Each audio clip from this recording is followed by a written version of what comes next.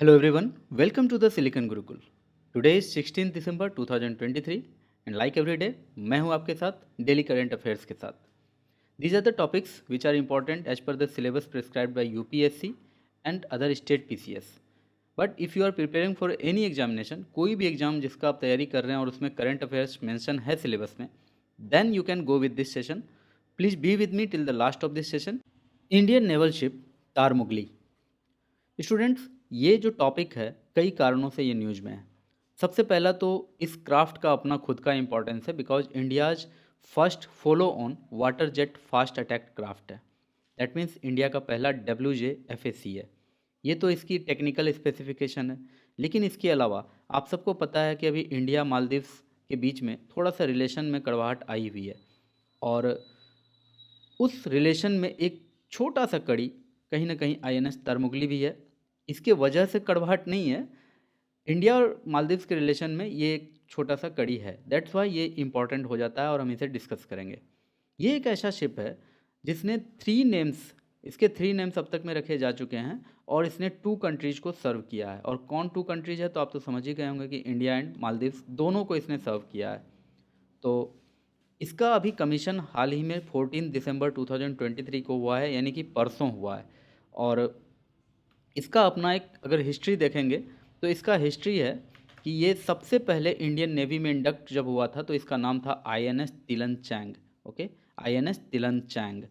और ये Trinkat class ship है और ये 2006 तक एक्टिव रहा इंडियन नेवी में. ओके, इंडियन नेवी में ये 2006 तक अपना सर्विस देता है.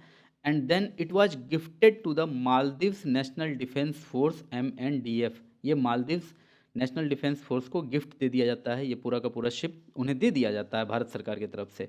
और जब भारत सरकार ये गिफ्ट उन्हें दे रही होती है उस समय इसका नाम INS तिलनचांग से बदल करके रख दिया जाता है MCGS हुरावी. और ये अप्रैल 6 2006 से लेकर के मई 2023 तक मालदीव्स के पास रहता है. मालदीव्स को ही अपना सर्विस देता है और बहुत ही परफेक्ट सर्विस रहा. करीब 17 ईयर्स के सर्विस के बाद ये रिटायर होता है और फिर से मालदीव्स इसे इंडिया को वापस कर देता है. यानी कि मई 2023 में ये जो INS तिलनचांग था ये वापस से इंडिया को आ जाता है, इंडिया के पास आ जाता है. तो इसका फिर एक्सटेंसिव रेस्टोरेशन वर्क चलता है, पूरा रेस्टोरेशन का इसका वर्क चलता है. यानी कि इसकी पूरी मरम्मत होती है. इसमें एडवांस्ड MTU इंजन्स लगाए जाते हैं, नए इंजन, नए वाटर जेट प्रपल्जन लगाए जाते हैं, लेटेस्ट कम्युनिकेशन इक्विपमेंट लगाए जाते हैं. इसमें 30 mm gun and advanced radar system भी इसमें जोड़े जाते हैं. यानी कि बिल्कुल इसे नया कर दिया जाता है, पुराना इसमें कुछ भी नहीं छोड़ा जाता है. और इसके बाद फिर से ये इंडक्ट होता है इंडियन नेवी में with name INS Tarmugli on 14 दिसंबर 2023. तो उम्मीद है आपको समझ में आ गया होगा कि सबसे पहले इसका नाम तिलनचांग था, then MCGS Huravee and then it is INS Tarmugli. और ये त्रिंकट क्लास पेट्रोल वेसल है. पेट्रोल वो पेट्रोल मत समझ लेना, वो पेट्रोल होता है. Most of you have know, पहले से नाम जानते होंगे आप इसे. तो पेट्रोल मतलब होता है गश्ती करना, तो ये गश्ती करने के लिए एक व्हीकल है. इसे बनाया किसने है तो built by garden rich ship builders and engineers limited. ये भारत सरकार की कंपनी है और it is a proud of India. इन्होंने मार्वेलस शिप बनाए हैं अब तक में और डिस्ट्रॉयर और कई सारे जो शिप हैं उन्हें इनके बनाने का क्रेडिट जाता है. उसके अलावा एक और बात जान लो कि जो INS तिलनचांग था, जो एकदम रियल, जो ओरिजिनल शिप था, ओरिजिनल WJFAC था, वो भी इसी कंपनी ने बनाया था और इसकी मरम्मत भी इसी कंपनी ने की.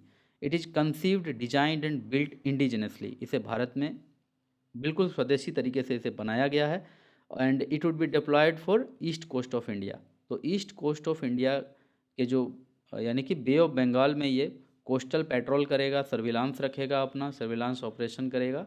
It is named after picturesque island, Andaman group के एक आइलैंड के नाम पर इसका नाम रखा गया है तारमुगली.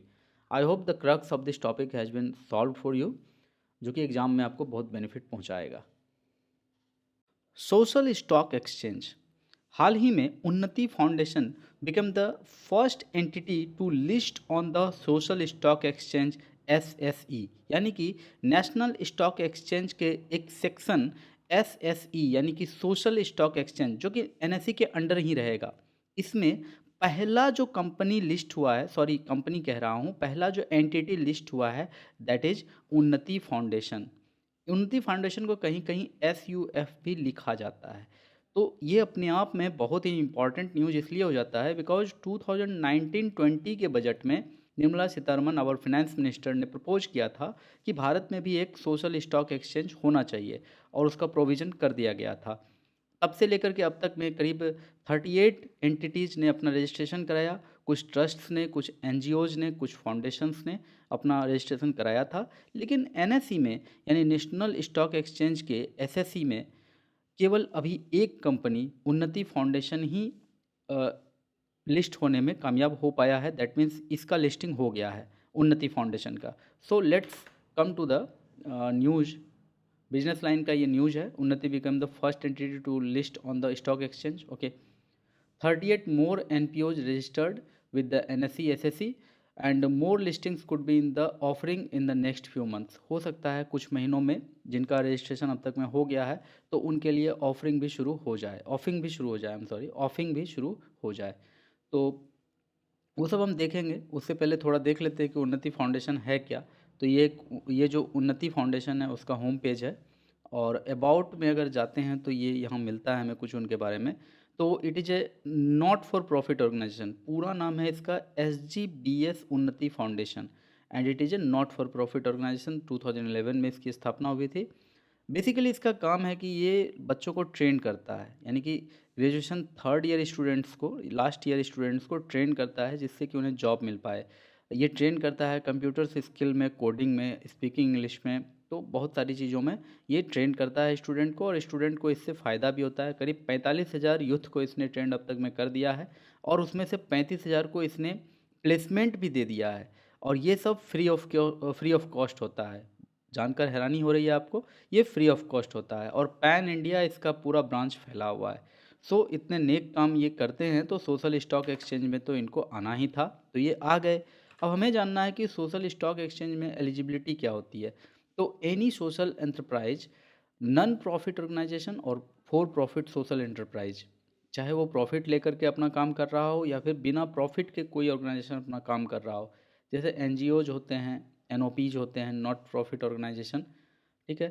तो जो भी हों, ये जो SSE है उसमें अपना एनलिस्टिंग करा सकते हैं, लेकिन उसके लिए कुछ एलिजिबिलिटी और हैं कि उनको हंगर, पॉवर्टी या मेल न्यूट्रिशन के इरेडिकेशन में काम कर रहे हों, वो इनक्वलिटी को ख़त्म करने में अपना कुछ काम कर रहे हों, योगदान दे रहे हों समाज को, तो फिर इस SSE में उन्हें इनलिस्ट किया जाएगा।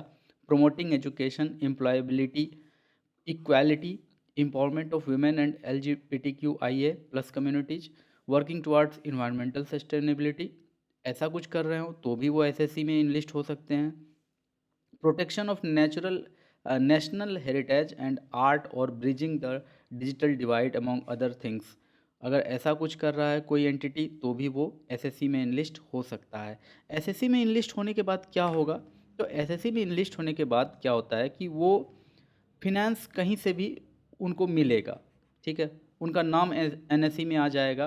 तो जो भी उद्योगपति हैं, बहुत सारे लोग हैं भारत में जिनके पास बहुत पैसा है और वो पैसा अपना जो कुछ अच्छे काम में डोनेट करना चाहते हैं, लेकिन उन्हें पता नहीं कि अच्छा काम कौन सा है। अच्छा काम के लिए एक ट्रस्टवर्दी प्लेस भी तो होना चाहिए। पता चला कि हमने किसी को 1 लाख रुपए दिए, मेरे पास तो नहीं है, जिनके पास हो, किसी ने 1 लाख रुपए किसी एंटिटी को दिया और वो लेकर भाग गया, तो ये कैसे पता चलेगा कि मैं किसको दूं। तो इसके लिए NSE में ये सोशल स्टॉक एक्सचेंज होगा।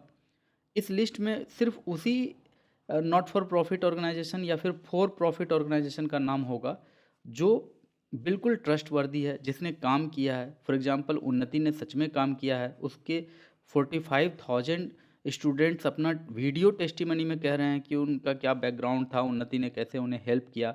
उसमें से 35,000 स्टूडेंट जो अभी रोजगार पा चुके हैं वो उन्नति की पूरी तारीफ करते नहीं थकते हैं। तो फिर उन्नति का ट्रस्टवर्दीनेस बढ़ गया, तो NSE ने उसे अपने लिस्ट में जगह दिया, SSE के लिस्ट में जगह दिया। तो अब ये उन्नति, यही समझ लीजिए कि अब ये उन्नति रतन टाटा हो, चाहे बिल गेट्स हो, चाहे एलोन मस्क हो, सबके नज़र में ये आ गया, तो इसको ये भर भर के पैसे देंगे। और यहाँ पर रिटर्न की कोई बात ही नहीं होती है, यहाँ तो बस डोनेशन देने की बात हो रही है। तो भर भर के ये डोनेशन देंगे।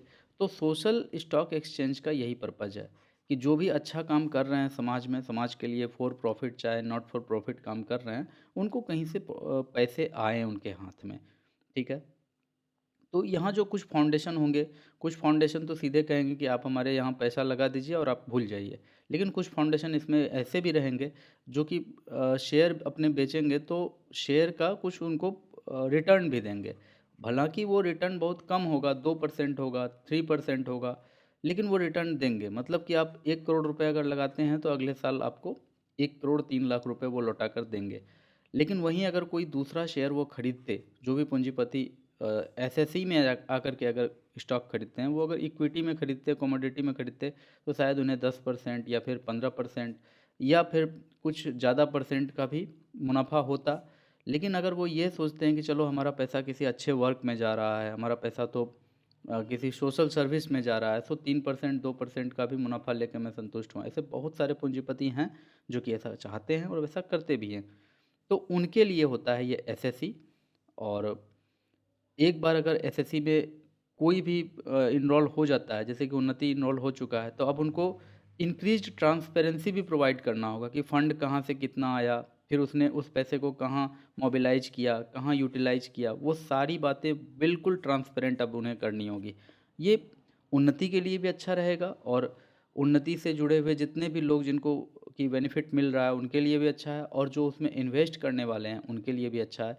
सो this was the crux of this whole news, because Unnati foundation ये पहला एंटिटी बन चुका है सोशल स्टॉक एक्सचेंज का, तो हमारे लिए बहुत इंपॉर्टेंट है। और जितना मैंने डिस्कस किया आप भूलेंगे नहीं उन्नति फाउंडेशन को। So that's all for this topic. Indian tent turtle, recently this was in news. ये जो कछुआ है प्यारा सा, ये न्यूज में था because directorate of revenue intelligence DRI zonal unit Lucknow ने एक व्यक्ति को अरेस्ट किया था क्योंकि उसने 436 बेबी इंडियन टेंट टर्टल अपने साथ वो स्मगल कर रहा था, इलीगली ट्रांसपोर्ट कर रहा था from one state to other state. तो इस कारण से ये न्यूज में आ गया, तो इसी बहाने हम जानेंगे कि इंडियन टेंट टर्टल है क्या। तो ये एक स्पेसीज है जो कि इंडिया, नेपाल और बांग्लादेश में पाया जाता है। कंजर्वेशन स्टेटस अगर देखें तो वाइल्ड लाइफ प्रोटेक्शन एक्ट 1972 के शेड्यूल 1 में इसे रखा गया है। दैट मीन्स इसका ट्रेड इलीगल है। ओके, आप इसे पेट की तरह घर में नहीं रख सकते हैं। Due to the attractive appearance pet market में इसका डिमांड है और लोग इलीगली इसका ट्रेड करते हैं। That is not a good thing for us. IUCN status least concern है। साइट्स अपेंडिक्स में इसे अपेंडिक्स 2 में स्थान मिला हुआ है। ओके, और डायरेक्टरेट ऑफ रेवेन्यू इंटेलिजेंस की बात करें वो क्या है, तो ये देखो, central board of indirect taxes and customs CBIC government of India के अंदर काम करता है। और इंटेलिजेंस वर्ड से आप खुद ही समझ जाइए कि इसे मैंडेट है of preventing and detecting cases of smuggling of narcotics, drugs and psychotropic substances, wild life items, foreign currency, hazardous and environmentally sensitive materials, antiques, etc. and taking punitive action against the organized crime groups engaged therein। तो ये अपने आप में बहुत ही एक powerful body तब हो जाती है क्योंकि इन्हें मैंडेट मिला हुआ है कि ये कहीं भी स्मगलिंग रोक सकते हैं, तो कहीं भी कुछ सर्च कर सकते हैं। और उसी क्रम में ये 436 ऐसा छोटा छोटा बेबी टेंट टॉर्टोइज मिला है, टेंट टर्टल मिला है। इस टर्टल का हैबिटेट कहाँ होता है, तो still water pools on the river side भी ये रहता है। Slow running water near the river banks ये रहा करते हैं। लेकिन ये एक्टिव स्विमर हैं, भले ही ये स्टिल वाटर के पास रहते हों, लेकिन ये एक्टिव स्विमर हैं। लेकिन देखने में बड़ा अट्रैक्टिव लगता है। और इसका जो फैमिली है, ठीक है, जो इसका फैमिली नेम है वो है जियोमी डीडे, GOMI डीडे। I am sorry if I can't pronounce it well. Okay, एक बार टैक्सोनॉमिक रैंक देख लो। देखो, बहुत सारे क्रिएचर्स हैं, उन्हें किंगडम में बांटा गया है अलग अलग, जैसे Monera, protista, fungi, Plantae, Animalia. तो मानव जो है, ह्यूमन, वो एनिमिलिया है। और ये जो टोर्टोइज है ये भी एनिमिलिया है। मानव भी कॉर्डेटा है, उसी तरह से ये जो टर्टल है ये भी कॉर्डेटा है। लेकिन मानव जो है, ह्यूमन, वो मैमल है, मैमिलिया क्लास से बिलोंग करता है। लेकिन ये जो टोर्टोइज है या टर्टल है, इसका क्लास है रेप्टिलिया। तो टोर्टोइज या टर्टल या रेप्टाइल्स हैं। तो ये एक डिफरेंस यहीं आ जाता है। इसके अलावा अगर देखें हम, फैमिली जो ह्यूमन है उसका फैमिली कहलाता है होमोनिडे, और ये जो टर्टल है इसका फैमिली क्या कहलाता है, इसका फैमिली को कहते हैं जियोएमिडीडे। तो ये एक डिफरेंस है। यहाँ फैमिली वर्ड आ गया था जियोएमिडीडे, सो दैट्स वाई हमने ये समझाया आपको। तो इस इंडियन टेन टर्टल से रिलेटेड कुछ फैक्ट्स आपके साथ मैंने अभी शेयर किया जो एग्जाम में आपका बहुत इंपॉर्टेंट रहने वाला है। Mumps, this is a kind of infectious disease. ये बच्चे का गाल पे आप देख रहे हैं, ये इस तरह से सूज गया है। एंड आप में से भी कुछ लोगों का ऐसा हुआ होगा बचपन में, और अगर नहीं हुआ होगा तो क्लास में किसी न किसी को तो ज़रूर देखा होगा कि कभी हो गया होगा। So this is a kind of infectious disease.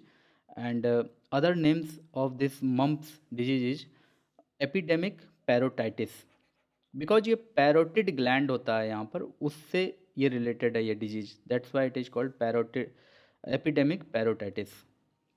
So mumps cases in children are on rise in the states of Maharashtra and Telangana में भी देखा गया है कि ये केस बहुत ही अपने चरम पर है, बहुत ज़्यादा है ये केस फैला हुआ, that's why it is concern for अस।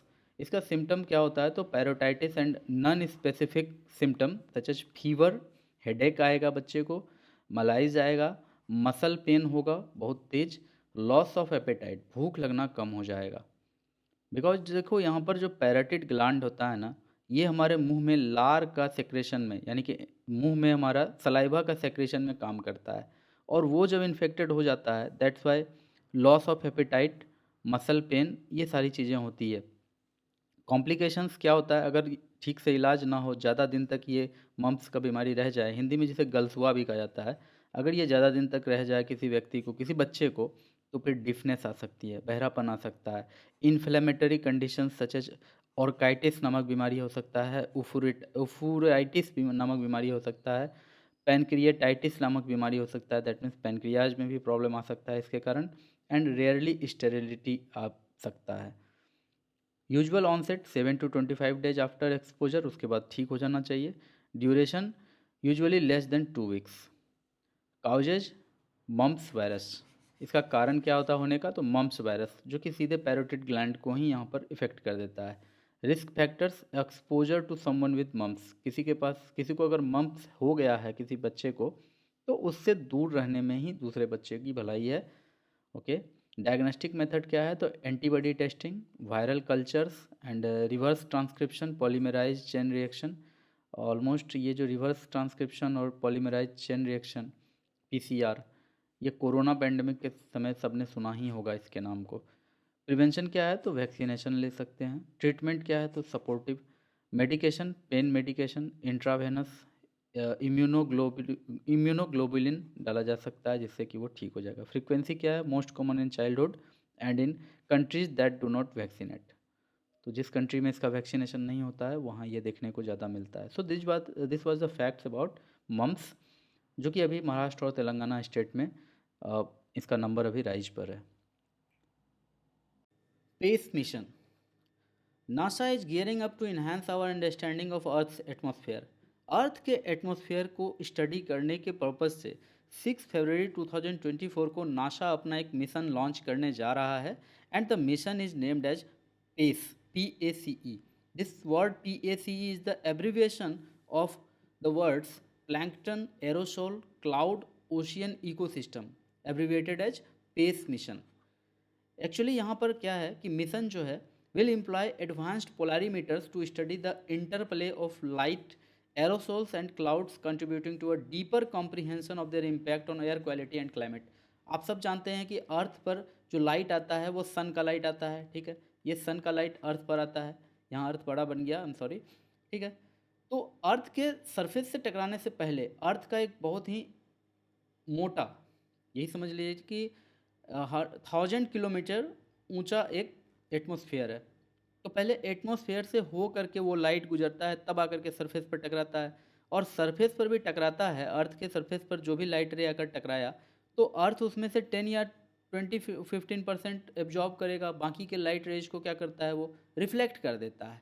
और दोनों ही केस में जो एटमॉस्फेयर में जो गैसेस हैं, एरोसोल्स है, प्लैंकटन है, उनसे ये लाइट बहुत ज़्यादा रिएक्शन करता है, उनसे जो भी एक्सचेंज होता है, जो भी इम्पैक्ट होता है, ओके, तो लाइट का एटमॉस्फेयर में मौजूद पार्टिकल्स से ही होता है। And this mission is to study the impact of those light ray and the interaction of light between aerosols and clouds, and what is the impact of those interaction on our air quality and climate। तो जो भी interaction हमारे light का aerosols के साथ या clouds के साथ होता है, उसका क्या इम्पैक्ट पड़ता है हमारे एयर क्वालिटी पर या फिर हमारे अर्थ के क्लाइमेट पर। बस यही स्टडी करने के लिए पेस मिशन को लॉन्च किया जा रहा है और ये 6 फरवरी 2024 को होने वाला है। तो अगर आपसे एग्ज़ाम में क्वेश्चन पूछे कि नासा का जो पेस मिशन है वो उसका फोकस क्या है या उसका गोल क्या है या उसका पर्पज़ क्या है, तो आपको सीधे सीधे याद रखना है कि अर्थ के एटमॉस्फेयर में जो एरोसोल्स हैं, प्लैंकटन हैं, क्लाउड हैं, उनको स्टडी करना ही इसका पर्पज़ है। इसके अलावा इसका एक और मेन पर्पज़ है ओशियन का कलर, ओके, ओशियन का कलर को स्टडी करना, ये भी इसका बहुत ही इम्पॉर्टेंट पर्पज़ है। तो उसके लिए क्या किया गया है कि ओशियन कलर इंस्ट्रूमेंट इसमें डाला गया है, यानी कि ये जो स्पेस क्राफ्ट है पेस, इसमें ओशियन कलर इंस्ट्रूमेंट डाला गया है।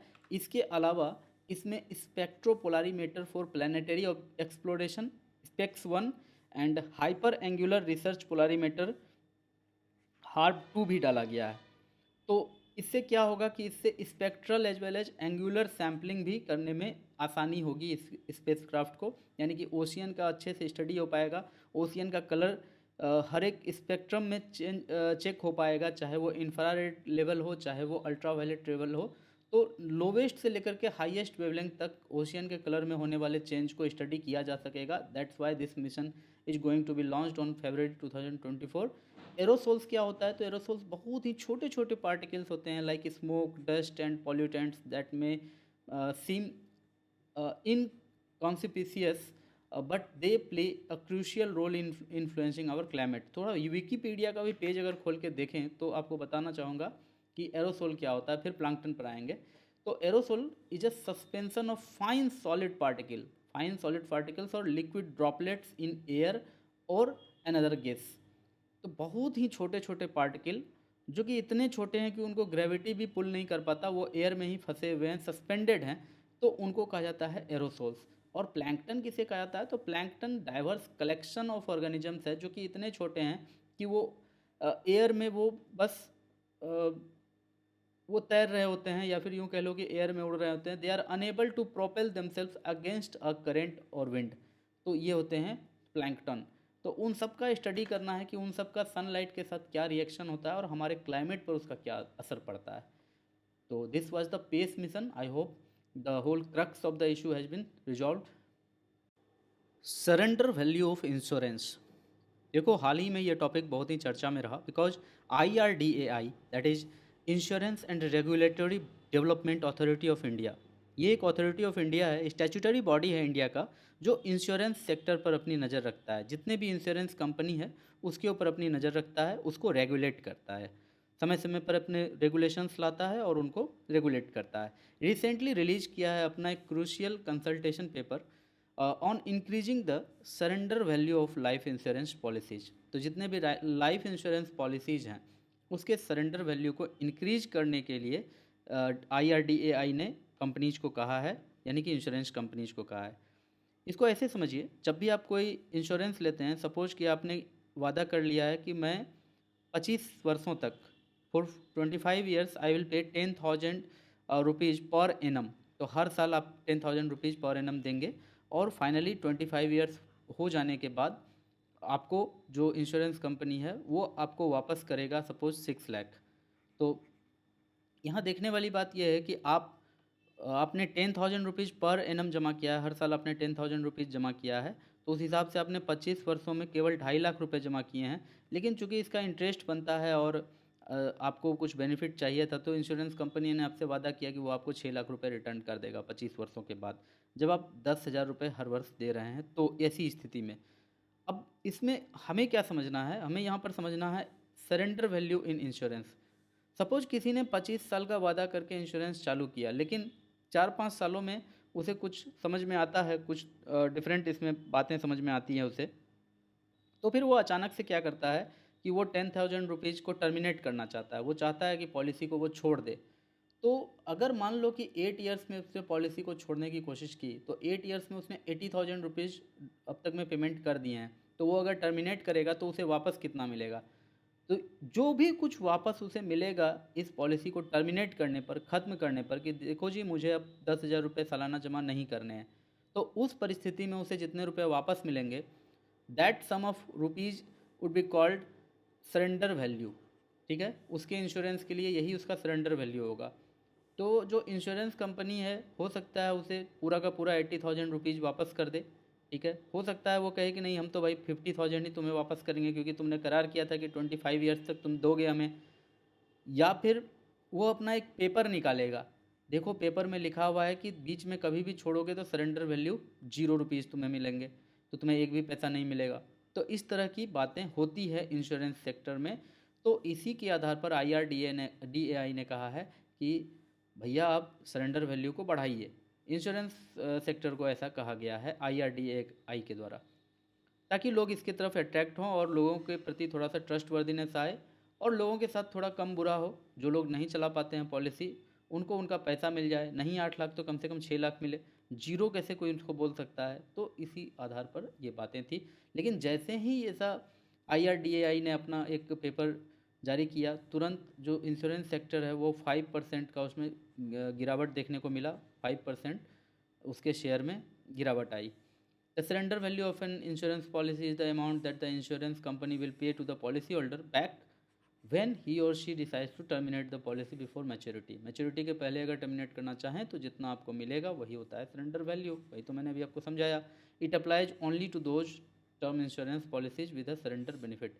ये सिर्फ उन्हीं पॉलिसी पर अप्लाई होता है जिनमें कि सरेंडर बेनिफिट के बारे में, आप इंश्योरेंस जिसमें ले रहे हैं उसी समय सरेंडर बेनिफिट के बारे में जो कुछ भी लिखा हुआ है बस वही लागू होकर के आपको लगेगा। Surrender value is usually a percentage of the total premiums paid minus applicable charges और फीस। तो जितना आपने premium first year, second year, third year जो भी प्रीमियम आपने दिया था उन सब का सम हो जाएगा, और उसमें से जो भी चार्जेज कटने हैं वो कट जाएंगे, जितने परसेंट कटने हैं वो कट के तब पॉलिसी होल्डर को मिल जाएगा। तो यही था न्यूज़। इससे रिलेटेड कुछ फैक्ट्स आपको पता अगर रखने हैं तो आप बिल्कुल पता रखें। IRDAI rules for surrender value क्या है? तो IRDAI यही कहता है कि 3 ईयर्स तक तो खैर जो इंश्योरेंस कंपनी है वो चाहे तो एक भी रुपये आपको वापस ना करे। 3 ईयर्स के बाद मिनिमम उसको 30% तो वापस करना है। अगर आपने 3 ईयर्स में 25 × 3 75,000 रुपीज़ अगर जमा किए हैं आपने, तो आपको 24,000 तो देने ही होंगे उसे। 24,000, 75,000 में से 24,000 तो कंपनी को वापस पे करना ही होगा। आपको 75,000 का 75,000 वापस कर दे ये तो और अच्छी बात है, लेकिन 30% ऑफ द पेड प्रीमियम तो एकदम वापस करना है, ऐसा IRDAI का गाइडलाइन है। अगर आप 3 ईयर्स के बाद लेते हैं तो, और 7 ईयर्स के बाद अगर आप लेते हैं तो तब जाकर के इंश्योरेंस कंपनी डिसाइड करता है कि how much the premium should be. लेकिन वहाँ पर भी एक सर्टेन परसेंटेज है कि 50% से कम कंपनी आपको नहीं लौटा सकता है। So this was the crux of the news, क्योंकि हाल ही में ये बड़ा चर्चा में रहा था IRDAI का ये स्टेप। चन्नपतना टॉयज। रिसेंटली कुछ न्यूज में ऐसा देखा गया कि Channapatna toys have now become part of children's academic activities in Afghanistan. यानी कि अफगानिस्तान में ये टॉयज बहुत ही पॉपुलर होते जा रहा है।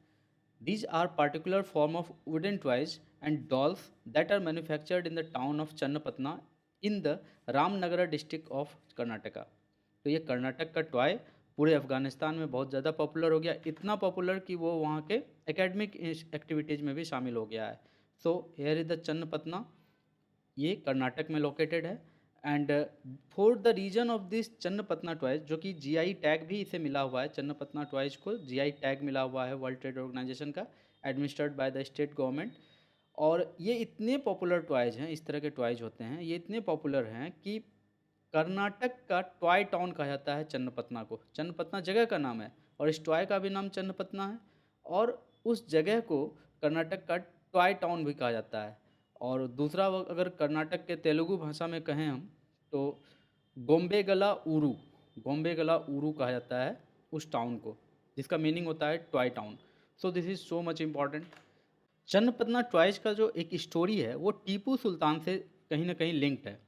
कहा जाता है कि टीपू सुल्तान को कभी पर्शियन क्राफ्ट्समैन बहुत इम्प्रेस कर गए थे।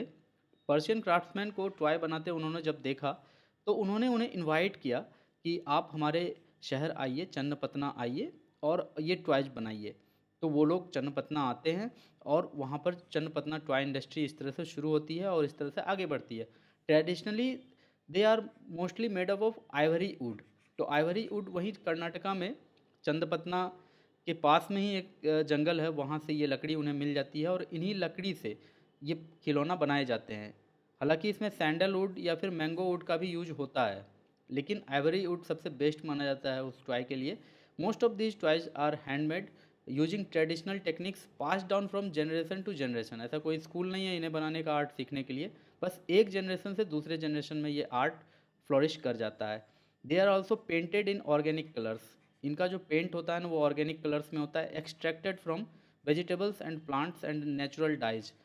तो ये इतना ऑर्गेनिक होता है, इतना केमिकल फ्री होता है, 100% केमिकल फ्री होता है, जिसके कारण बच्चे इसे अच्छे से यूज कर सकते हैं। Their shapes are mostly round and cubes with blunt edges, so they are completely safe for kids.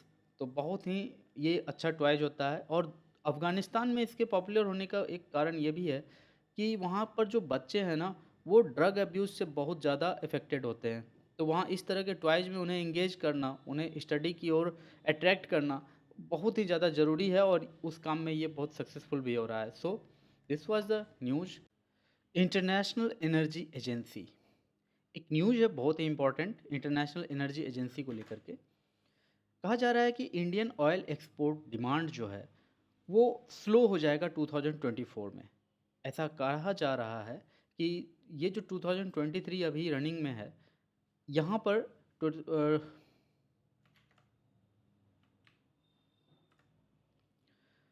International energy agency IEA, here is an important topic. देखो, कहा जाता है कि 2023 में जो हमारे देश का ऑयल इंपोर्ट का डिमांड था वो था 4.1%। और ऐसा कयास लगाया जा रहा है IEA के द्वारा कि next year it would slow down to 2.5%। तो आने वाले साल में जो इंडिया का एनर्जी डिमांड होगा वो कम रहेगा, क्योंकि इंडिया में जो एनर्जी डिमांड है वो डाइवर्स होते जा रहा है, एनर्जी का जो फॉर्म है वो चेंज होता जा रहा है। दैट मीन्स हम अब थोड़ा सा सोलर की तरफ शिफ्ट हो रहे हैं, थोड़ा इलेक्ट्रिक की तरफ शिफ्ट हो रहे हैं। दैट्स वाई जो ऑयल डिमांड है वो कम होगा next year. So this is a kind of news. Okay,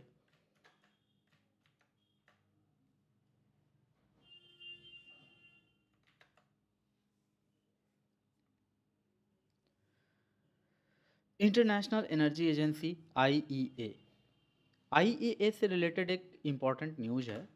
IEA का एक अंजम्पशन है। International energy agency IEA, recently IEA का एक रिपोर्ट आया है जिसमें कि IEA ने ऐसा प्रिडिक्ट किया है कि नेक्स्ट ईयर इंडिया का जो ऑयल इंपोर्ट का डिमांड होगा वो स्लो हो जाएगा। यानी कि जो करंट ईयर है हम लोगों का 2023, इसमें जो ऑयल इंपोर्ट का डिमांड था ये 4.1% था, but in the next year it would slow down to 2.5%।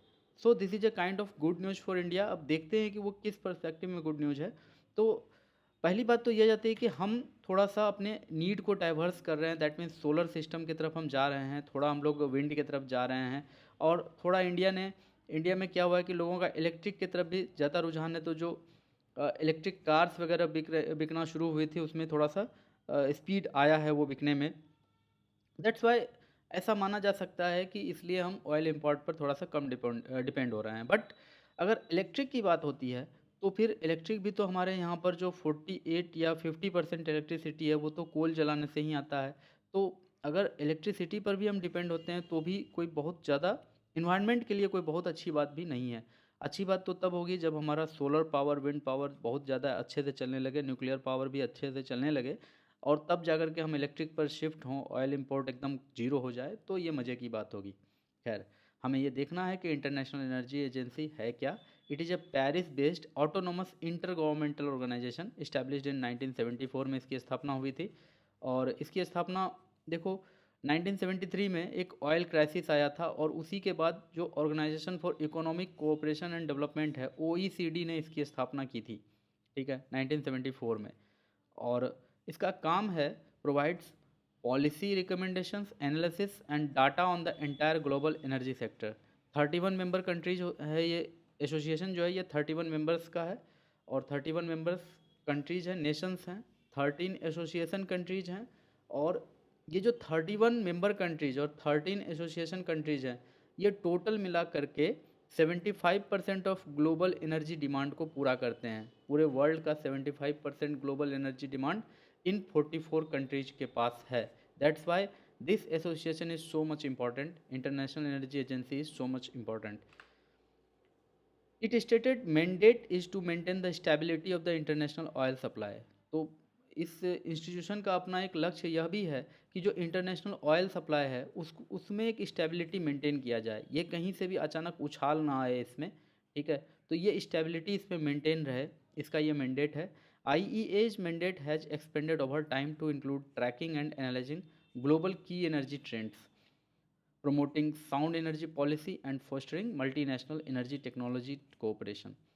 Report published by IEA World Energy Outlook. So this is an important news और important point for your examination कि world energy outlook कौन publish करता है, तो IEA, that means international energy agency इसे publish करता है। और हर कंट्री या कंटिनेंट को लेकर के एक छोटा सा मैप दिया हुआ है आपको कि 2030 तक, 2030 तक कहाँ क्या क्या होने वाला है। फॉर एग्जांपल इंडिया के लिए देखिए, कहा जा रहा है कि आज के डेट में यानी 2023 में हम 6% एनर्जी हमारा सोलर पावर से आता है, but in 2030 it would increase to 18%। 2013 में हमारा एनर्जी का 18% डिमांड सोलर एनर्जी से पूरा होगा। ओके, तो ये अपने आप में गुड साइन है। अगर आप ये साउथ ईस्ट एशियन कंट्रीज़ की बात कीजिए तो यहाँ पर 45% of the 2-3 wheelers would be sold in south east Asia electric by 2030। 2030 तक यहाँ पर 45% 2 व्हीलर्स 3 व्हीलर्स वो इलेक्ट्रिक हो जाएंगे। तो इसी तरह से हर कंटिनेंट के बारे में कुछ ना कुछ दिया गया है। चाइना के बारे में ये कहा जा रहा है कि 100 million electric cars on the road in China bye 2030। तो हर जगह इलेक्ट्रिसिटी की तरफ शिफ्ट हो रहे हैं। और इलेक्ट्रिसिटी भी कुछ जो रिन्यूएबल एनर्जी है उस तरफ शिफ्ट हो रहा है, न्यूक्लियर एनर्जी की तरफ शिफ्ट हो रहा है। दैट मीन्स कोल से हम पीछे हट रहे हैं, because coal is not the solution. Coal जलाएंगे तो फिर क्लाइमेट चेंज का खतरा है, ठीक है, ग्रीन हाउस गैस का खतरा है, तो बहुत सारी बातें हैं, एसिड रेन का खतरा है। तो ये सारी बातों पर एक पॉलिसी रिकमेंडेशन करना IEA का काम है। And this was the news, I hope you like it. मोसा शोर, रिसेंटली जापान में एक बहुत ही ह्यूज फॉसिल डिस्कवर हुआ था and it is confirmed that the fossil belongs to the extinct and apex predator mosasaur. Mosasaur देखो, cretaceous period का, late cretaceous period का एक मैसिव मरीन रेप्टाइल है। जस्ट लाइक मॉनिटर लिजार्ड, ये एक marine reptile है जो सी surface पर रहा करता था, बिकॉज ये एयर में सांस लेता था। इसके पास गिल्स नहीं हुआ करता था, because this was not the fish. ये जस्ट लाइक एक लिजार्ड हुआ करता था जो कि पानी में रहता था, लेकिन बहुत ह्यूज था। Okay, it breathed air as much as whales do. They died out along with the dinosaurs and other animals. Mass extinction हुआ था 66 million years ago, end of the cretaceous period में, उसी में ये खत्म हो गए, धरती से पूरा ये विलुप्त हो गए। तो आप सबको पता होना चाहिए कि कैम्ब्रियन पीरियड में जो यहाँ से कैम्ब्रियन पीरियड शुरू होता है 550 मिलियन ईयर्स एगो से, यहाँ से लेके आज तक अक्सर जो है मास एक्सटिंक्शन होता आया है। और मास एक्सटिंक्शन जब भी होते हैं तो अर्थ से सारे के सारे जो जीव हैं वो विलुप्त हो जाते हैं, सारे के सारे मारे जाते हैं। They are related to snakes and monitor lizards and were some of the largest marine organisms of the time and some of the largest predatory reptiles. ये predators होते थे, just like dinosaurs. These creatures were contemporaries of Tyrannosaurus rex and other Cretaceous dinosaurs that ruled the earth. तो Tyrannosaurus rex के ये contemporary थे और Cretaceous dinosaurs के ये contemporary animal हुआ करते थे। तो थोड़ा सा अगर आप जियोलॉजिकल टाइम स्केल को देखना चाहते हैं तो पॉज करके देख सकते हैं। So this is an image of mosasaurus picture by Anthony Grange, ये एक इमेजिनेशन है। ओके, अब तो सिर्फ फॉसिल्स मिलते हैं, बॉडी कहाँ मिलने वाला है। So this was the topic noro virus. Recently UK में ऐसा देखा गया है, there is a steady increase in the number of noro virus cases. तो बहुत सारे लोगों को वहाँ पर नोरो वायरस हो रहा है। नोरो वायरस क्या है? तो एक तरह का वायरस है, जब ये किसी को इफेक्ट करता है तो उसे नोजिया, वोमिटिंग और डायरिया फील होता है। तो सिम्टम में सबसे पहले डायरिया को ही रखा जाता है। आप सबको पता है कि जब किसी को डायरिया हो जाए तो डिहाइड्रेशन बहुत ज़्यादा होता है। डिहाइड्रेशन यानी कि जैसे आप आसपास में किसी को कभी डायरिया हुआ हो, आपने देखा होगा कि शायद वो जितना पानी पी नहीं रहा है ना, अगर वो 2 लीटर पानी दिन भर में पी रहा है तो उसके स्टूल के रास्ते से करीब 4 लीटर पानी निकल रहे हैं। तो ये बहुत ही एक कॉम्प्लिकेटेड स्थिति होती है कि डिहाइड्रेशन हो जाता है बॉडी में, जिसके कारण उसे सलाइन चढ़ाना पड़ता है, ग्लूकोज चढ़ाना पड़ता है। और ओआरएस का भी उसमें बहुत इंपॉर्टेंट रोल होता है। वोमिटिंग हो जाता है, यानी कि नोरो वायरस केस में वोमिटिंग भी होता है, डायरिया भी हो जाता है, स्टोमक पेन, हेडेक, सब कुछ हो जाता है। Usual onset 12 to 48 hours after exposure. अगर वायरस से कोई बॉडी एक्सपोजर में आ गया है और वायरस अपना काम शुरू कर दे तो 12 से 48 घंटे में दिखना शुरू हो जाता है उसका असर, और ये 1 से 3 दिन तक उस व्यक्ति को परेशान किए रहता है। और डायग्नोस्टिक कैसे होता है इसका? तो सिम्टम के बेसिस पर। प्रिवेंशन क्या है? Hand wash, disinfection of contaminated surface, यानी कि सैनिटाइजर का खूब यूज कीजिए। अगर आपके आसपास भी अगर फैल गया है, आप यूके में बैठे हुए हैं, तो आप इस तरह से इसको प्रिवेंट कर सकते हैं। Treatment, supportive care, drinking sufficient fluids और इंट्रावेनस फ्लूइड्स। तो इंट्रावेनस फ्लूइड्स यानी कि ग्लूकोज जो सलाइन लगा करके चढ़ाया जाता है, उसकी बात हो रही है। However, norovirus illness is not related to the flu which is caused by the influenza virus। ये इन्फ्लुएंजा वायरस से बिल्कुल अलग है। इन्फ्लुएंजा वायरस में भी फ्लू होता है, लेकिन नोरो वायरस में क्या होता है कि स्टोमैक पे अटैक होता है। इन्फ्लुएंजा में स्टोमैक पे भी असर पड़ता है, लेकिन उसका मेन अटैक लंग्स पर होता है। People of all ages can get infected and sick with norovirus. People can get the norovirus illness many times in their lives because there are many different types of noroviruses. Infection with one type of norovirus may not give protection against other types. तो norovirus बहुत तरह का होता है, और जिस तरह का नोरोवायरस हुआ है बेस्ड ऑन सिम्टम्स ही उसका डायग्नोस्टिक होता है, और उसके सिम्टम के ही अकॉर्डिंग नोरोवायरस का जो टाइप होगा उसी टाइप से अकॉर्डिंग उसका इलाज होगा। ट्रांसमिशन की बात करें तो close contact with someone with norovirus. अगर किसी को नोरोवायरस हो गया है, उसके क्लोज कॉन्टैक्ट में जाने पर दूसरे पर्सन को भी ये हो जाता है। टचिंग सर्फेसेस एंड और objects that have the virus on them, तो भी ये हो जाता है। Eating food that's been prepared और handled by someone with norovirus. Is norovirus seasonal? तो कहा जाता है कि हाँ, ये सीजनल है, कोल्डर मंथ्स में ये ज़्यादा देखने को मिलता है। और अगर आप इक्वेटर एरिया की बात करें तो there is no specific season, वहाँ अगर आउटब्रेक आता है तो। सिम्टम्स, तो initial symptoms of norovirus are vomiting, diarrhoea, और patients also feels nauseous and suffer from abdominal pain, fever, headaches and body aches. Extreme cases में क्या होता है? Loss of fluids could lead to dehydration. Treatment क्या है? तो इसका कोई भी वैक्सीन नहीं है, no vaccine are currently available. Treatment for the infection focuses on relieving the symptoms. जो सिम्टम आ रहा है, यानी कि डायरिया हो गया है तो उसके लिए दवाई चलेगा, डिहाइड्रेशन हो गया है तो उसके लिए चलेगा, पेन हो रहा है तो पेन के लिए मेडिसिन चलेगा। अदरवाइज और कोई भी ट्रीटमेंट, नोरो वायरस का कोई स्पेसिफिक ट्रीटमेंट नहीं है। जो सिम्टम डेवलप हुआ है उसका ट्रीटमेंट होता है। It is important to maintain hydration in the acute phase. In extreme cases patients have to be administered rehydration fluids intravenously। Bills for women's quota in Jammu and Kashmir and Puducherry. Jammu and Kashmir में और पुडुचेरी में women के कोटा के लिए bill आया है।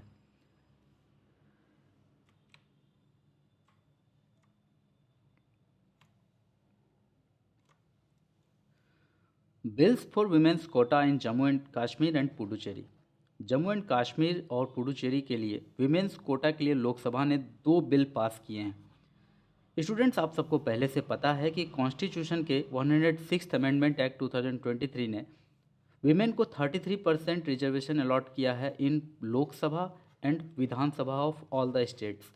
सारे states के विधानसभा में और लोकसभा में 33%, जो 33% सीट होगा वो रिजर्व्ड होगा फॉर वुमेन।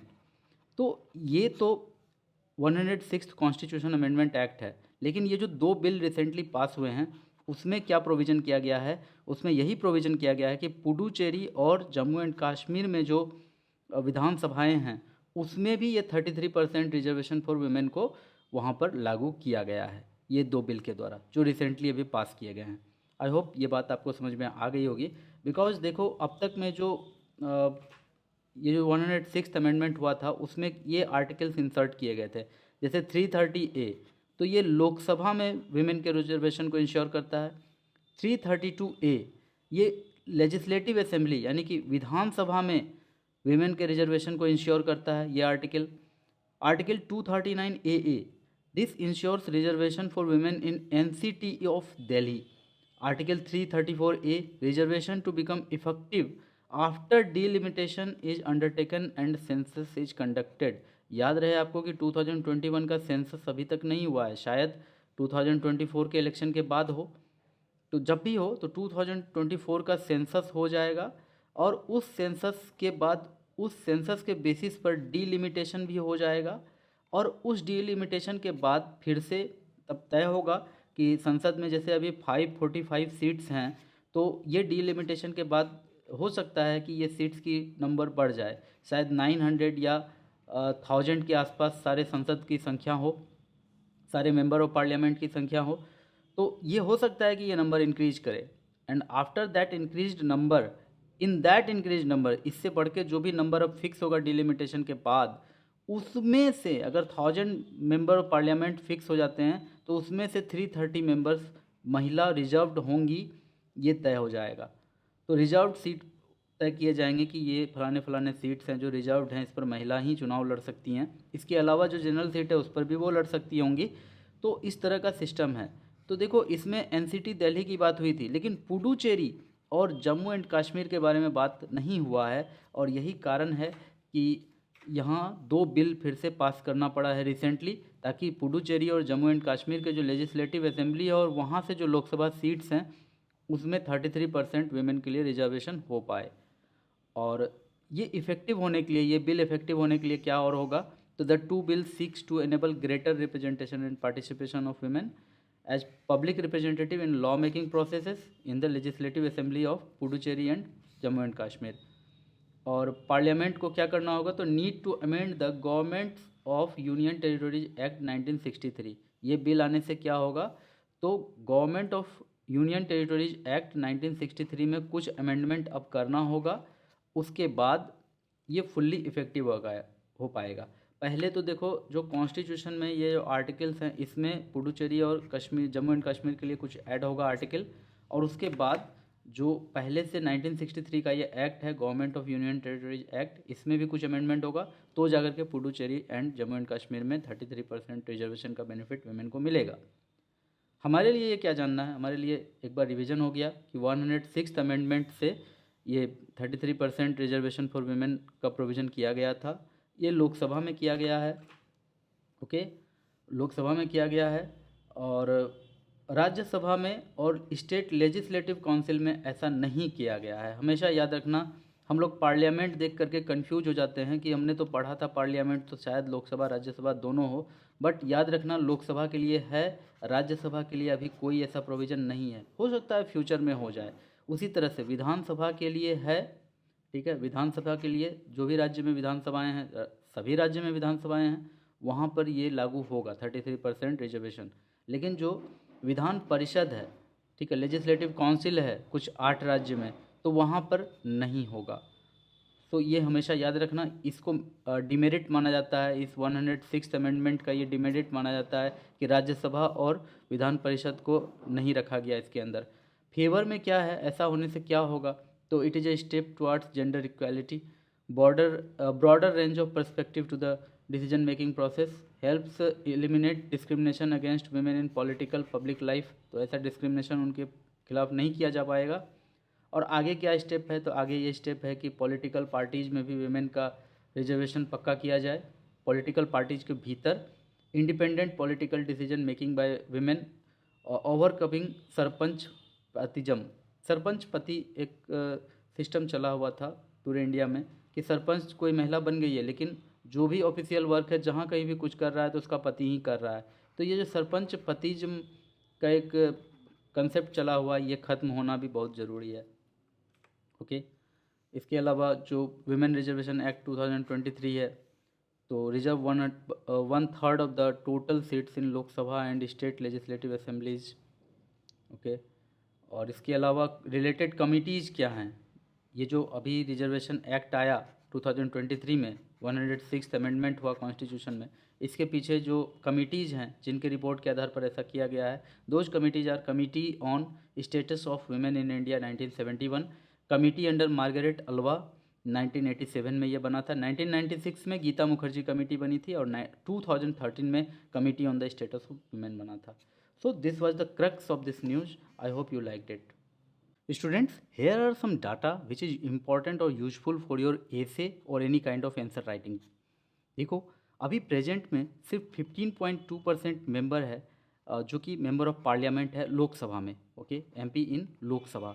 अगर आप राज्यसभा की बात करो तो सिर्फ 13% ऐसी सीट्स हैं जो महिलाओं ने एक्वायर किए हुए हैं। That means only 13% Rajya Sabha member are women. और अगर टोटल लेजिस्लेटिव असेंबली को जोड़ दिया जाए तो उसमें से केवल 9% ही वीमेन सीट्स हैं। So this is a quite terrible situation, worrisome situation. अगर ये बिल, ये 106th अमेंडमेंट जो हुआ है अभी, 33% रिजर्वेशन फॉर वुमेन, ये अगर पहले से लागू हो जाता, लागू तो आज भी नहीं हो रहा है, ये कहा जा रहा है कि डिलिमिटेशन होगा उसके बाद होगा, अगर ये पहले हो जाता तो आज की सिचुएशन बहुत अच्छी रहती। Okay, The Chief Election Commissioner and other election commissioners appointment conditions of service and term of office bill 2023, ये नाम है एक बिल का जो अभी राज्यसभा में इंट्रोड्यूस किया गया था और उसे 4 आवर्स के अंडर ही पास भी कर दिया गया। ऑपोजिशन वाले बाहर भाग गए थे तो 4 आवर्स के अंडर इसे पास कर दिया गया। और ये बिल लाया क्यों गया है, तो आप सबको पता तो चल ही गया होगा कि ये बिल रिलेटेड है chief election commissioner of India and election commissioners से। ओके, तो चीफ इलेक्शन कमिश्नर, उसे मैंडेट है कि इंडिया के भीतर वो लोकसभा, राज्यसभा, विधानसभा, विधान परिषद, प्रेसिडेंट और वाइस प्रेसिडेंट, इन सारे इलेक्शंस को फेयर कराना, फुल फेयर वे में करा लेना, ये काम है चीफ इलेक्शन कमिश्नर का। उसी को ये मैंडेट मिला हुआ है। और ये मैंडेट उसे कहाँ से मिला है, तो कॉन्स्टिट्यूशन के आर्टिकल 324 से ये मैंडेट उसे मिलता है। All of us know. तो हुआ यूँ कि सुप्रीम कोर्ट ने ये कहा कि ये जो चीफ इलेक्शन कमिश्नर का जो अपॉइंटमेंट होता है उसमें समवट एम्बिग्विटी है, थोड़ा धुंधलापन है, क्लियर नहीं है कि कैसे अपॉइंटमेंट हो रहा है। क्योंकि प्रेसिडेंट सीईसी को अपॉइंट करते थे on the recommendation of council of minister. तो काउंसिल ऑफ मिनिस्टर के रिकमेंडेशन पर प्रेसिडेंट जो है वो सीईसी को अपॉइंट करते थे।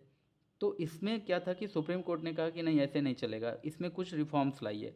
तो उसी सुप्रीम कोर्ट का जो वो ऑर्डर था, उसी ऑर्डर के रिएक्शन में या उसी ऑर्डर के एक्शन में गवर्नमेंट ने ये बिल लाया है। और इस बिल को आते साथ ही 4 आवर्स में ये पास हो गया। हालांकि एक बिल अगस्त में भी लाया गया था, लेकिन उसमें क्या हुआ कि बहुत विवाद हो गया। There was a quite debate in that bill. उसमें देखो हुआ क्या था कि चीफ इलेक्शन कमिश्नर का जो पद है, चीफ इलेक्शन कमिश्नर का जो सैलरी है और कंडीशन ऑफ सर्विस है, उसे कैबिनेट सेक्रेटरी के बराबर कर दिया गया था, उसके इक्विवेलेंट कर दिया गया था। कैबिनेट सेक्रेटरी के इक्विवेलेंट रखा गया था चीफ इलेक्शन कमिश्नर और इलेक्शन कमिश्नर के कंडीशंस ऑफ सर्विस और सैलरी को। जबकि 1991 के एक्ट में उसका सैलरी और कंडीशन ऑफ सर्विस सब कुछ सुप्रीम कोर्ट जज के इक्विवेलेंट था। तो इससे विवाद हो गया था कि सुप्रीम कोर्ट जज थोड़ा सीनियर होता है और कैबिनेट सेक्रेटरी, अगर आप देखेंगे तो सुप्रीम कोर्ट जज थोड़ा ज़्यादा ट्रस्टवर्दी या थोड़ा ज़्यादा वो उसमें वेट फील होता है। तो कैबिनेट सेक्रेटरी का जब कर दिया गया था तो इससे बहुत विवाद हो गया था और फिर से बिल लाना पड़ा सरकार को। तो राज्यसभा में जो बिल लाया गया तो उसमें उसके पद को सुप्रीम कोर्ट के जज के पद के इक्विवेलेंट कर दिया गया है, रिटेन कर दिया गया है। अब देखो यहाँ ये जो बिल आएगा, ये बिल तो एक्ट बन जाएगा कुछ दिनों में। तो जब ये बिल एक्ट बन जाएगा तो ये रिप्लेस कर देगा पहले से 1991 का एक एक्ट चल रहा है जो देश में, election commission, condition of service of election commissioners and transaction of business act 1991, इसे रिप्लेस कर देगा। तो आपको पता रहना चाहिए कि पहले वाला जो एक्ट है वो 1991 में पास होया हुआ एक्ट है, उसे रिप्लेस करके 2023 का ये एक्ट लाया जाएगा। इसके अलावा हम चलते हैं सीधे न्यूज़पेपर पर और वहाँ आपको पता चलेगा कि क्या क्या हुआ है। Government retains status of chief election commissioners on par with supreme court जजेज। तो हुआ यूँ है कि जो बिल है regulates the appointment of CEC and 2 ECs by constituting a 3-member selection committee comprising the prime minister, leader of the opposition and cabinet minister. याद रखें, prime minister, leader of the opposition और cabinet minister तीनों मिल करके chief election commissioner और election commissioner, 2 election commissioners को चुनेंगे। Okay, पहले जो काउंसिल ऑफ मिनिस्टर, यानी कि पहले क्या था कि सिर्फ प्राइम मिनिस्टर चुनते थे, अब लीडर ऑफ ऑपोजिशन को भी शामिल करना है। Human trafficking, this is the topic which we are going to study. आप सबको पता रहना चाहिए कि ऑपरेशन स्टॉर्म मेकर्स सेकेंड ये एक ऑपरेशन है जो लीड किया गया है इंटरपोल के द्वारा। तो अगर क्वेश्चन एग्जाम में आए कि स्टॉर्म मेकर्स टू ये ऑपरेशन ह्यूमन ट्रैफिकिंग, ये एक टॉपिक है जिसके अंडर हमें बहुत सारा जीके मिलेगा एंड बहुत सारा फैक्ट्स मिलेगा। और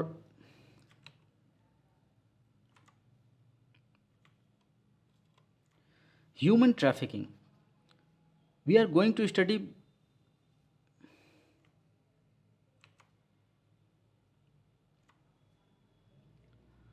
human trafficking, this is an important topic.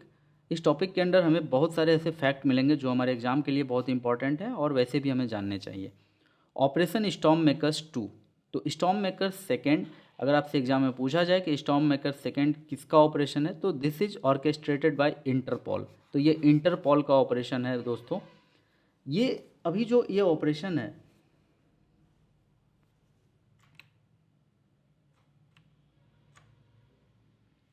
Human trafficking, this is a vital topic. इस टॉपिक के अंदर हमें बहुत सारे फैक्ट्स मिलेंगे जो हमारे एग्जाम के लिए बहुत इंपॉर्टेंट है और वैसे भी सोशली हमें ये बहुत कुछ जानकारी रखनी चाहिए। सबसे पहले तो आपका एक फैक्ट आप जान लीजिए कि स्टॉर्म मेकर्स 2 या स्टॉर्म मेकर्स सेकेंड किसका ऑपरेशन है। This is orchestrated by Interpol, ये इंटरपोल का ऑपरेशन है। और इस ऑपरेशन के द्वारा बहुत सारा फैक्ट्स जानने को मिला है, बहुत सारे फ्रॉड स्कीम्स के नेटवर्क के बारे में पता चला है जो इंटरनेशनली चलता है। ये जो स्टॉर्म मेकर्स 2 लाया गया था या ऑपरेशन चलाया गया था, ये 27 कंट्रीज़ में ये चलाया गया था, Asia and other regions, to target human trafficking and migrant smuggling. तो आप सबको पता रहना चाहिए कि जो ह्यूमन स्मगलिंग होता है या ह्यूमन ट्रैफिकिंग होता है, ह्यूमन का स्मगलिंग होता है, माइग्रेंट स्मगलिंग होता है, ये बहुत बड़े स्तर पे होता है। इंटरनेशनल लॉबी है इसका, इंटरनेशनल इसका बहुत बड़ा माफिया का नेटवर्क है एक कंट्री से दूसरे कंट्री में, और सबके सब बहुत पावरफुल हैं। ये सारी बातें एलिमिनेट होती है इस ऑपरेशन के कुछ रिपोर्ट्स से।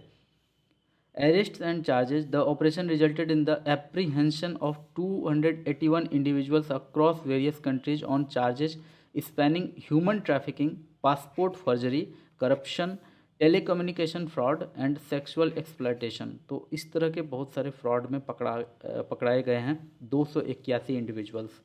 रेस्क्यूज एंड इन्वेस्टिगेशंस किए गए, 149 human trafficking victims were rescued, initiating over 360 investigations, a substantial number of which are currently under active pursuit। तो 149 is a quite big number, इतने ह्यूमन को रेस्क्यू किया गया है।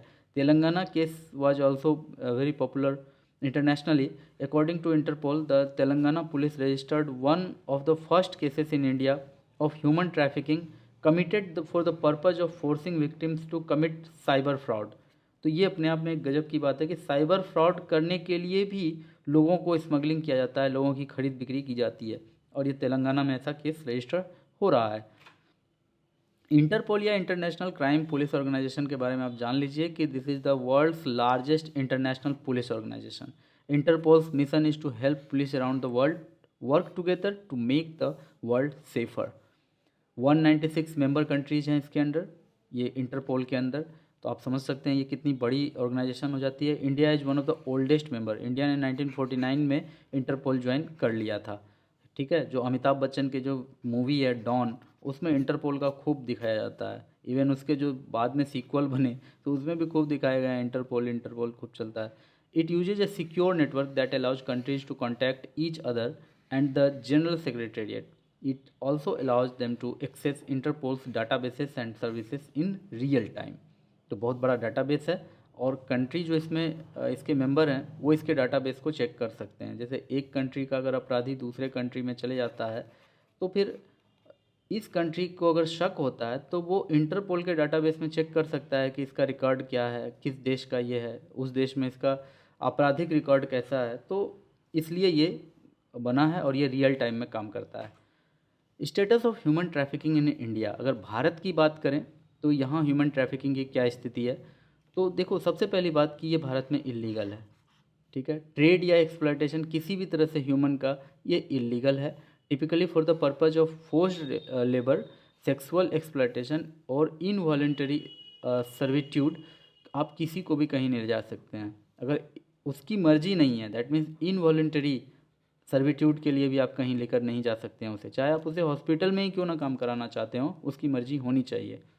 It involve the recruitment, transportation, transfer, harbouring और receipt of individuals through threat, force, coercion, abduction, fraud और deception, ठीक है। आप किसी को ले जा रहे हैं, कोई भी व्यक्ति को कहीं काम करने के लिए, अगर आप धमकी देकर, बलपूर्वक या फिर किसी भी तरह से उसकी मर्जी के खिलाफ उसे ले जा रहे हैं, धोखा देकर, फ्रॉड कर, तो फिर उन सबको इलीगल माना जाता है और उसके लिए बहुत सारे एक्ट्स बने हुए हैं, पीनल एक्शन लिया जाएगा इससे करने वालों के खिलाफ। Status in India, according to the national crime records bureau NCRB, India identified over 6500 human trafficking victims in 2022 with 60% of them being women's and girls.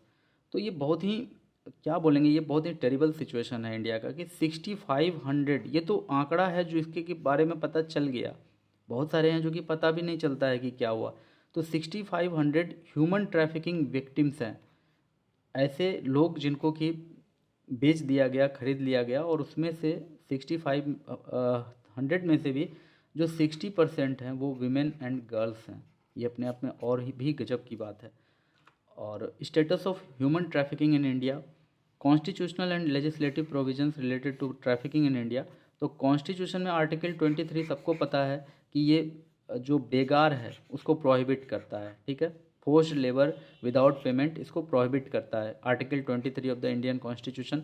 Immoral traffic prevention act 1956, तो ये भी बिल्कुल कमर्शियल सेक्सुअल एक्सप्लॉयटेशन के लिए किसी को भी कोई बलपूर्वक कहीं लेकर नहीं जा सकता है। इसके लिए ये एक प्राइमरी लॉ माना जाता है, इमोरल ट्रैफिक प्रिवेंशन एक्ट 1956। इसके अलावा protection of children from sexual offences, POCSO act 2012, ये बहुत हार्ड एक्ट माना जाता है, बहुत हार्ड लॉ माना जाता है। इसमें कई तो विधायक भी इस एक्ट के अंदर अभी जेल में सड़ रहे हैं।